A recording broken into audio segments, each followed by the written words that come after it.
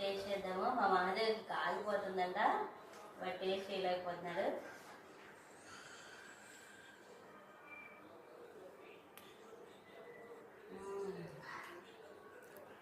అమృతం అండి, మీరు కూడా ట్రై చేయండి. ఫుల్ వీడియో కూడా అప్లోడ్ చేస్తాను, చూసేసేయండి. మహాదేవ్కి ఇష్టం అన్నమాట ప్రాన్స్ అంటే.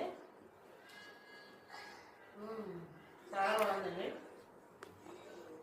ఇంకా గోంగూర చికెన్ కూడా ట్రై చేద్దాము. చాలా బాగుంది.